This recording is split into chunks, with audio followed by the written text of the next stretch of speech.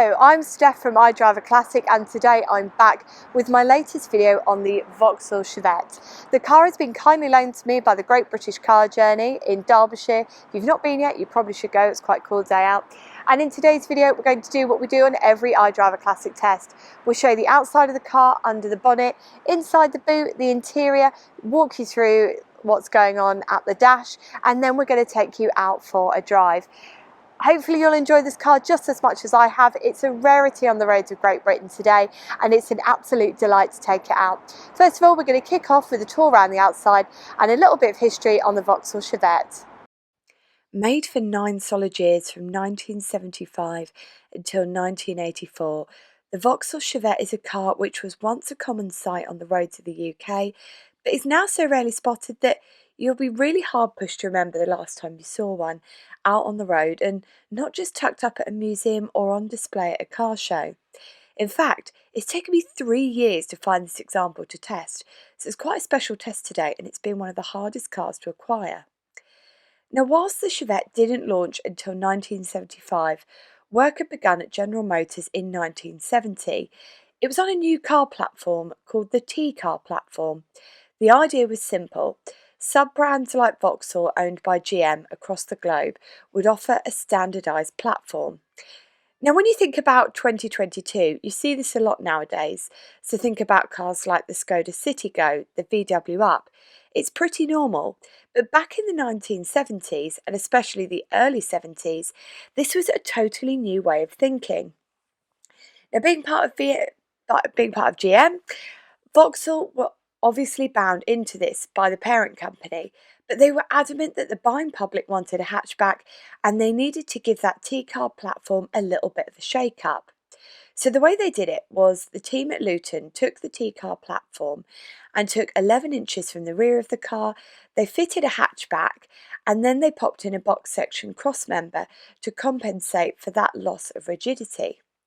To complement this new hatchback, the shovel front nose end styling from the Frenza was pinched, and so was born a car which looked like nothing Vauxhall had ever put out before, and they took the name Chevette.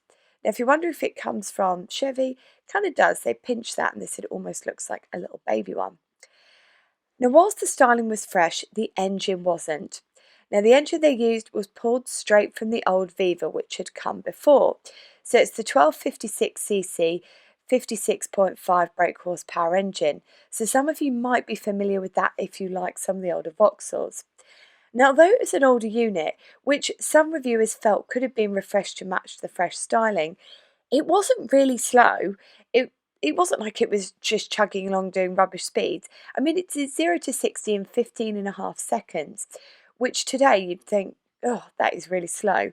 But back then, it put it kind of average in the market. And it had a top speed of 90 miles per hour. If you're wondering about the transmission unit, again, that was pinched from the old Viva too. But really, what's the point in developing a new transmission unit to match an old engine if there aren't any major problems or weaknesses? Now, whilst the engine choices weren't expanded, they did decide to expand those body shapes because you've probably already spotted this isn't a hatchback. And so by 1976, the would-be Chevette buyer got more than just the hatchback that we've mentioned at launch. And so they could now choose from varying specs on that hatchback. So you've got the base, the E, the L, later joined by the GL and the GLS. And then there was the 3-door hatchback, the 2 and 4-door saloons, and estate, and of course the Chevan, which, as you can probably guess, is a van version of the Chevette. The car was a big hit with everyone because, as they promised, it was a vehicle that could do everything. So it was a really big hit with driving schools because, as you'll know, when we go for the drive, it's an easy car to drive and it's got great visibility, through to the van driver because they wholeheartedly bought into the Chevan as well. So it's really no wonder that it boosted those Vauxhall sales for so long. Now, keen to keep buyers interested in the car, they made further changes. So in 1979, they made changes to the exterior and the vehicle got headlamps flush with the body. So you'll be able to see that as we do this walk around. And in 1981, an economy model was introduced, and that came in to fight the Fiesta and the new British market share grabber, the Austin Metro. So the car in theory should have left the sales forecourt much earlier than it did in 1984, when things like the Astra came out. But instead it ran alongside it for the last few years of production, just because it was so popular. The car in the end ended up being replaced by the popular Vauxhall Nova. Now that's enough about the history. It's a very brief overview. If you want to find out more, you can always visit the Great British Car Journey, see this in person and read more of their information. But until then, let's hop inside and talk through the interior.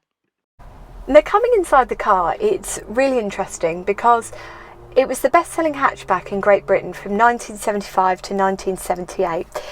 And when it came to market, I think it was around £1,500. So it wasn't massively expensive. And when you think about where it was sitting in the market, it represented really good value for money. It gave people a bit of choice.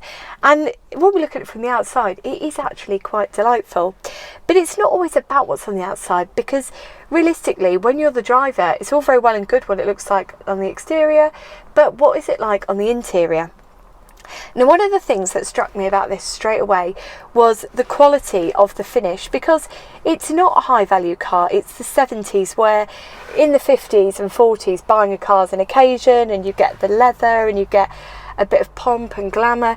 By this point, manufacturers are looking to churn cars that are quite cheap, fleet vehicles that people could do long miles in, that aren't costing a lot of money. Now the materials that they've used on these, you know exactly what kind of brown I want to say it is, but this almost rusticy brown matched with this tartan, I guess the tartan fabric is kind of a polyester in the middle. So you've got vinyl, polyester, the two fabrics that are going to wear the worst really on seat fabrics, have held up really well. The stitch on them is really good. This plastic, this vinyl up the top here, quite often when you see it used in things like Maestros and Montegos, it's cracked. But as you can see here, it's fared very well, and it's on just under 50,000 miles, so it's hardly a show pony. It's something that's been used, and it's held up very, very well compared to some of the British Leyland stuff that came out at the same time. Now that's something that I really like about the car. I think it's held up really well in that respect, but there's things about the car that I think could be better. Now number one is I don't have a glove box. Now I don't know if this is because we're only on an L in this model, and if I'd gone for top of the tree I could have had something better, but that for me is a bit of a wasted opportunity. Yes, you have got this door pocket down here, but really I want something in that space. Coming into the centre as well. Now when you're driving, because sometimes it's worth thinking about how your dash is laid out when you're driving. Now if you were tuning a radio, you're having to almost, and I know you shouldn't take your eyes off the road, but people do, don't they? And you're leaning in and you're doing it there. Now if this heater console here and this speaker had been swapped with this here, I feel like you wouldn't have had to, you've got just a bit more visibility up here, and you could have had your controls. So every time you're adjusting the heater, and you're down here, you're leaning in a bit, you're doing this, because that's a blanking plate for a cigar, you're leaning in again. Each time you're using this panel, you're leaning in. Whereas I feel like if that had been seated up here, you could have reached over a lot with a lot more ease. But look, I'm not a car designer. These are just my observations as someone jumping in, because I still like all of this. It's all very neatly laid out. I just would have swapped these two panels. Now of course up here you've got your heater vents, you've got your speaker, and down here you've got your heater controls, you've got your stereo, you've got your ashtray, cigar lighter, and you've got these two switches down here, which I think are for your lights and rear heated screen. Now whilst the rest of the interior is quite up together, the one thing I will say is this is just a little bit tinny. But is that a criticism? Not really. It's very characteristic of the era. Now coming in front of us, this is another element of this car that I absolutely love. It's the simplicity factor. Now it harks very much back to my Mark I Metro that I had, because instead of a dial in the centre there, you've just got a layout of the gear pattern. Why do people do that? Just put a normal blanking plate in. I do not mind. It's a little bit odd, but I do quite like it. To the left there, you've got your speedo, and to the right, you've got a temperature gauge and a fuel gauge. And in the centre there, you've just got a few warning lights. And you know what? The less there is to look at, the less there is to worry about when you're driving. This is the right mix for me of simplicity and technology. You've got enough there to tell you if the car's about to overheat and you're about to get a head gasket failure, but you don't have so much that you're getting warning lights going off left, right and centre. And that is pretty much it in a nutshell. Of course, you've got your wipers and you've got your indicators, but that's all pretty standard, isn't it? That's exactly what you'd expect to have. Now I think, where have I put those keys? Definitely just had a panic 5 minutes there where I thought I'd put them in the boot when I was filming the boot, but thank goodness I found them in a pocket. Okay, so we're going to get it started up. So I want to show you the horn. I love that I'm like, I want to show you the horn, but I haven't actually found it yet. Is it here? Pretty standard, does the job. So that is everything in a nutshell in here. I think the greatest joy of this is it's simplistic, it's hard wearing, it's really stood the test of time. It is a lovely little car. And when they brought it to market, they said the Chevette can be anything you want it to be. And I think to some extent it is true. Inside, you've got plenty of space. You could use it as, it would be nice to, if you were to do long journeys, I don't think it would be a bad choice. It's more comfortable than the Marina, if I'm being honest. Now, less of me talking, more of us starting this car for you to have a listen. It has got a choke, but because we've taken it for a little ride round already, and Richard and the museum team have kind of brought it out this morning, we don't need to have that choke out. So it is down there, but anyway.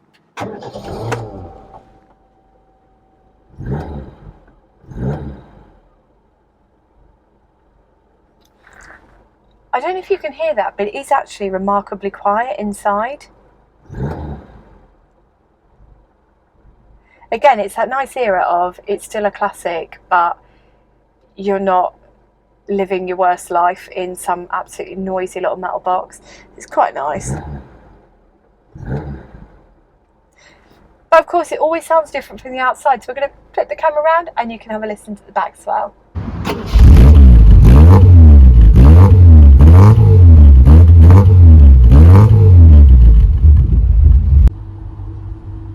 Now I'm going to let you into a little secret.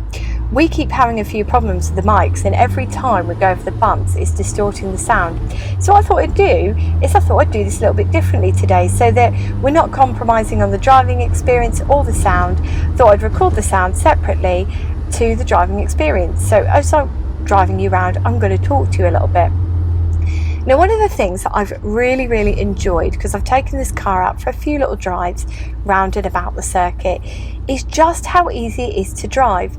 Because it's so rare that you get into a car and you instantly feel at home. But in this one, I got straight into it and I thought, you know what? This is one of the easiest things I've ever driven.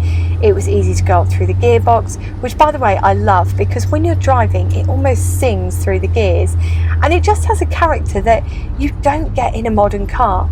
But the greatest thing about classics of this era is the ease of driving, because not only do you have that wonderful visibility that you have in older cars, because let's face it, although we've got the safety of modern cars, those giant pillars and all the headrests and everything that needs to be put into a car to get it to pass through these safety tests seems to take away from your visibility and just how at one you feel with the vehicle, because cars at this era you still feel at one and it's still a really nice driving experience. Now, one of the great things about driving this particular car is just how easy it is to drive. So as you watch me drive today, you'll see that it doesn't take much force to get it around the corners. It's very responsive handling, it's rack and pinion steering, so it's something that I'm very comfortable with. Now, one of the things that I will say is that when these came to market, a lot of people said because they borrowed the engines from the earlier cars that it was kind of just a bit old hat. But that's the thing about 70s cars, is because so much work had gone into cars through the 40s, the 50s, the 60s, manufacturers cut costs a little bit in the 70s and said, you know what, we've put all this money into developing engines, developing technology, we're just going to rest on our laurels a bit because times are hard, we're going to cut costs. And You saw the emerging world of new buyers, where you had people like fleet vehicle buyers that maybe hadn't been such a thing in the 50s and 60s, but now as we came into the 70s and 80s were a growing market, because it wasn't just people like the police and civil servants that needed vehicles. It was people going out selling goods, travelling up and down the country, and vehicles like this, vehicles like the Escort, they were looking for trustworthy vehicles. Families didn't see cars so much as a luxury, saw them more as a necessity. Again, they became a growing market, and cars like this, which retailed at just over £1,500, were a really good share for the market. And again, people started to look at hatchbacks, because gone were the days where British manufacturers held the market. They now were competing with overseas markets, European manufacturers, the influx of Japanese cars. These were the people that were changing the market, and so cars like this that could offer a saloon, a hatchback, and going out there with a strapline, it can be anything you want it to be. These were the cars that were going to win the market share, and it really did change things for Vauxhall. So the car that we're testing this week, the Chevette, and the car that we're testing next week really changed the market for Vauxhall. And as we take it out for a drive today, and it's easy to drive, it's wonderful handling, and really it does everything that you need it to do, and it feels a lot more up together and a lot more modern than some of the BL stuff that's out in the market at the same time. It doesn't matter that the engine's borrowed, because everyone was kind of doing that. There wasn't much new development going on in terms of that, but the shape of it, the quality of the products used to make these seats, to make the dash, this for me is what sets it apart from 70s cars on a retrospective test in 2022. So it's been quite pleasurable showing you the car today. It's been a relatively quick test, but it's been a pleasurable one nonetheless.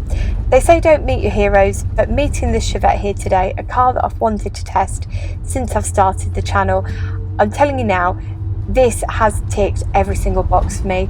There's not many of these left, because of course they all came up against their problems, from failing parts through to rust, through to the car not holding much value at a certain point. It's taken swathes of these out of the market. So whilst it sold really well at the time, it's a massive rarity on the roads of Great Britain today. It's been a pleasure to show you, it's been a pleasure to test. My only regret is that I don't get to take this one home.